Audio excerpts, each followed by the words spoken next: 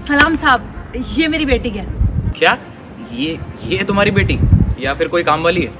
अरे साहब, आपको कोई गलतफहमी हुई है। मेरी बेटी ना वो आईएएस के एग्जाम की तैयारी कर रही है। क्या ये और आईएएस की तैयारी? अरे इससे अच्छा तो इसको घर के काम सिखा, कम से कम अच्छी काम वाली का काम तो करेगी। और वैसे भी तूने इसको साड़ी पहना रखी है। अरे जितने की ये साड़ी आती है 2-4 हज़ार रुपये और डाल के कोई अच्छी सी वेस्टर्न ड्रेस दिलवाना। मैंने ये साड़ी इसलिए पहनी है क्योंकि आज मेरा बर्थडे है और अपने बर्थडे वाले दिन मैं अपनी मम्मी का आशीर्वाद लेके सीधा मंदिर जाती, इसीलिए मैं इनके साथ यहाँ पर आई थी। और ये साड़ी भी मैंने इसीलिए पहनी है। बर्थडे? अरे अगर आज तेरा बर्थडे है तो कम से कम आज के दिन तो वेस्टर्न ड्रेस पहन लेती। और क्या कह रहे हो, आईएएस की तैयारी? इसको आईएएस की तैयारी करवा रहे हो? अरे आईएएस बनने के लायक भी नहीं है ये। ड्रेस देखिए इसकी, गवार कहीं की। एक्सक्यूज मी सर, क्या कमी है मेरे कपड़ों में? ये हमारी संस्कृति है, यही हमारी पहचान है, और इनमें कमी क्या है? ओ हेलो, मुझे ना ज़्यादा ज्ञान देने की ज़रूरत नहीं है। और मुझे मत सिखाओ कि फैशन क्या होता है और क्या नहीं। और दुनिया ना बहुत आगे बढ़ चुकी है। अरे मॉडर्न ड्रेस के ज़माने में तुम इसको सूट साड़ी पहना के घुमा रही हो। अरे इसको ले जाके कहीं मॉल वगैरह जाओ, किसी ज़ारा के शोरूम में लेके जाओ। अरे कुछ ब्रांडेड कपड़े पहनाओ। मुझे देखो कैसे ब्रांडेड कपड़े पहने हुए हैं। अरे हाँ, मैं तो भूल ही गया था कि तू एक सिक्योरिटी गार्ड की बेटी है, तो तेरे पास इतने पैसे होंगे ही नहीं, औकात ही नहीं है ना तुम लोगों की महंगे कपड़े खरीदने की। देखिए सर, आप चाहे कितना भी पैसा क्यों ना कमा लें या फिर कितने भी ब्रांडेड कपड़े क्यों ना पहन लें, लेकिन आपके ब्रांडेड कपड़े इस साड़ी की बराबरी कभी नहीं कर सकते, क्योंकि ये इंडियन ड्रेस है और ये ड्रेस ना हमारी संस्कृति को दर्शाती है। मैं तो अपनी संस्कृति अपना रही हूँ, लेकिन आप जैसे कुछ लोग हैं जो हमारे देश की संस्कृति को छोड़ के विदेशी सभ्यता को अपना रहे हैं। और ना आपको मैं एक बात बता दूं, अगर मेरे पास करोड़ों रुपए भी आ गए ना, तब भी मैं अपने देश की सभ्यता को नहीं भूलूंगी। मैं आज भी ये साड़ी पहनती हूँ और कल को भी यही साड़ी पहनूंगी। और मुझे गर्व है कि मैं अपने इंडियन कल्चर को फॉलो करती हूँ। मम्मी, आपने तो मुझसे कहा था कि सर बहुत अच्छे हैं, लेकिन सर की बॉडी लैंग्वेज और इनकी भाषा से लगता नहीं है इनमें बिल्कुल भी तमीज़ है बात करने की। खैर, मैं इनसे बात करके ना अपना और टाइम वेस्ट नहीं करना चाहती। मैं जा रही हूँ यहाँ से, मुझे मंदिर जाना है। आप ही करो इनसे बात।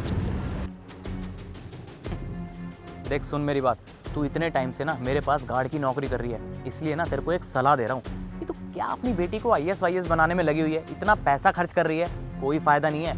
इससे अच्छा ना इसको कोई छोटा मोटा काम सिखा। अरे आगे जाके तेरे काम में हाथ बंटवाएगी। कि क्या आईएएस वाईएएस तैयारी करवा रही है तू? ये लायक भी है आईएएस बनने के? और हाँ, 4 पैसे जोड़, कल को इसकी शादी भी तो करानी होगी ना। ठीक है साहब, मैं अपनी बेटी से जरूर बात करूंगी। ठीक है, अच्छा अभी मुझे बहुत लेट हो रहा है, मैं निकल रहा हूँ। सलाम साहब।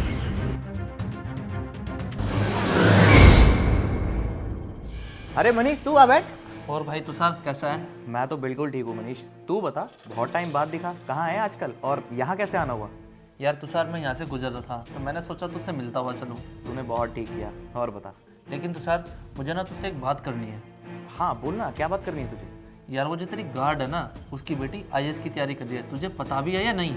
हाँ पता है मुझे, सुबह ही मिली थी और बेइज्जत करके ना मैंने उसको भगा भी दिया। ज़्यादा बन रही थी, हवा में उड़ रही थी।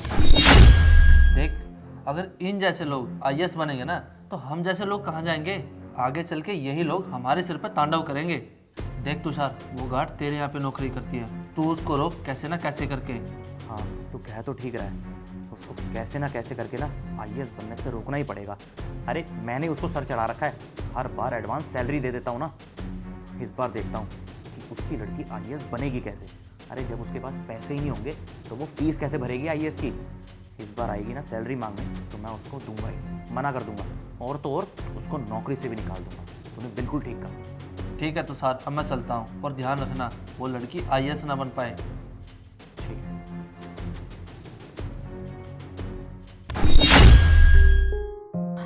अरे मम्मी, आ गई आप? हाँ बेटा, और बता तेरी पढ़ाई कैसी चल रही है? मेरी पढ़ाई तो बहुत अच्छी चल रही है। वो मम्मी, इस बार की फ़ीस ना थोड़ी लेट हो गई है, अगर अरेंजमेंट हो जाता तो। हाँ बेटा, तू बिल्कुल सही कह रही है।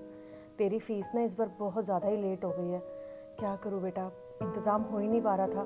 कोई बात नहीं बेटा, तू टेंशन मत ले, मैं अपने साहब से बात करके ना तेरी फ़ीस का बंदोबस्त करवाती हूँ, क्योंकि बेटा तुझे पढ़ा लिखा के कामयाब इंसान भी तो बनाना है। अच्छा ठीक है बेटा, मैं चल के पैसों का बंदोबस्त करती हूँ। जी मम्मी। मैं आती हूँ। है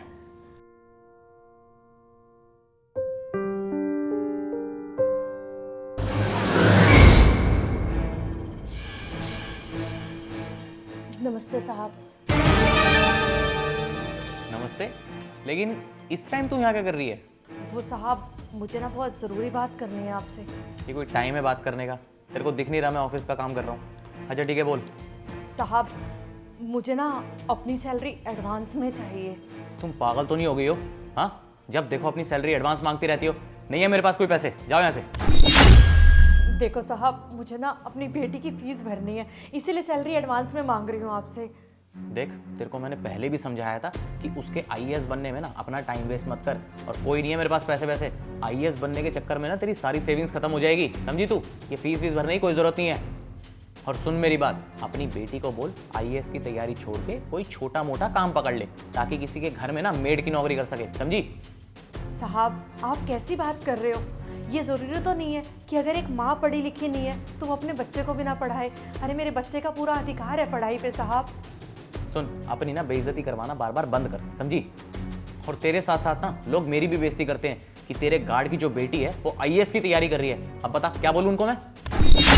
साहब मैं अपनी बेटी को इसलिए पढ़ा लिखा रही हूँ ताकि पढ़ लिख कर ना वो बड़ी ऑफिसर बन सके। साहब हर एक माँ बाप का सपना होता है ना कि उनके बच्चे पढ़ लिख कर कुछ अच्छा करें। और साहब तभी तो मैं दिन रात एक कर रही हूँ अपनी बेटी की पढ़ाई लिखाई के लिए।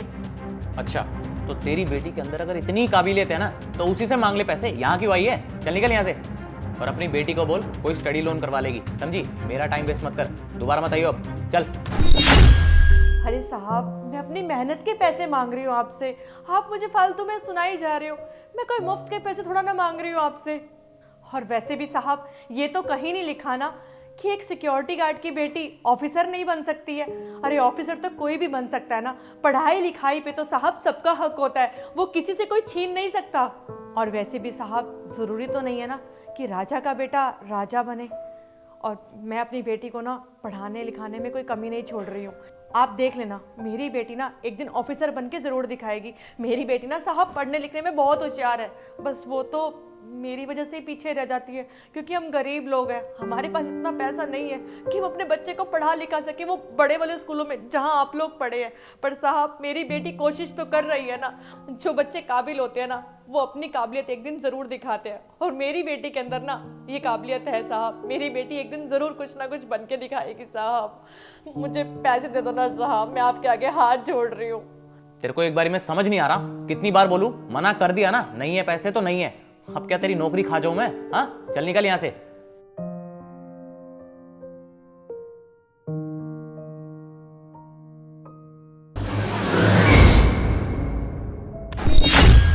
नमस्ते मैम।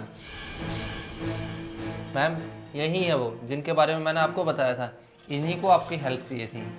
अरे तुम तो वही हो ना, अपराजिता की बेटी? तुम यहाँ क्या कर रही हो? ये मेरा ही घर है और आप मुझसे मिलने आए हैं। और एक मिनट, पापा को तो और एक मिनट मम्मी को बुला लेती हूँ, उनको भी तो पता चले कि आज हमारे घर कौन आया है। मम्मी।